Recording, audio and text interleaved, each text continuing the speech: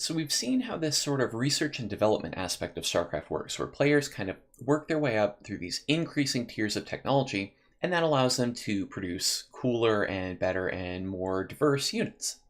There's one other type of technological buildup and research that we haven't talked about yet, and that is the upgrade. Now, this is exactly what it sounds like. It is just literally a way to make the existing units that you have a little bit better. So, as our example here, we're going to take a handful of Marines and we're just going to attack this debris. It's in our way, we want these minerals, so we're going to attack it. And I want you to just get a feel for about how long this is taking.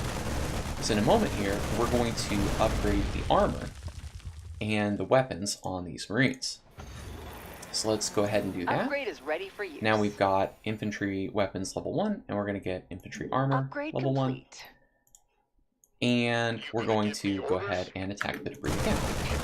Now, those weapon upgrades that we just gave the Marines are making them get through this attack a lot quicker. Now, for each type of upgrade, whether it's infantry armor or vehicle armor, vehicle weapons, there are 3 tiers. If you watch competitive play, you will hear this referred to as just numbers. So the commentators might say, oh, Aerith's army has 1-1.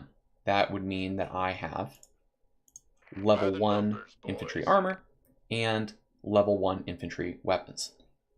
They might say, oh, this player is on 2-2. Pretty obvious, just means that they've gotten 2 tiers of that upgrade. There are 3 in total, so 3-3 would be the max possible. Now this is pretty straightforward. It is just a strict units deal more damage, units take less damage type of upgrade.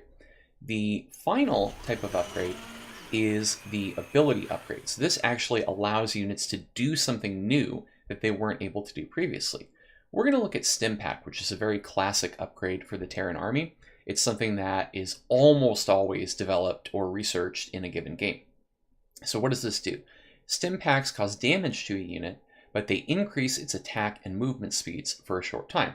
So let's go ahead and research that. Again, remember from our last video, we're cheating here, everything's instantaneous, but there's a big investment of both resources and time where normally players would have to wait for this research to finish before it actually pays off and they're able to get any benefit. So first, I want to just look at these Marines as they move from one side to the other and kind of look at that speed. Now, we're going to look at it with the Stimpack upgrade on. We see they move a heck of a lot quicker. Lastly, we're going to wait for this to wear off here. Alright, so it's worn off. We're going to look again at the attack here. This is without Stimpack active, but with that level 1 attack upgrade. And now we're going to do the same thing with Stimpack active, increasing their attack speed. And we see it is like way quicker. So, high risk, high reward here. Big investment of time and money, but huge payoff in terms of what this allows a player to do with their army. This is just another one of those things that players have to manage in addition to constructing all of these different production structures that allow a more diverse unit composition.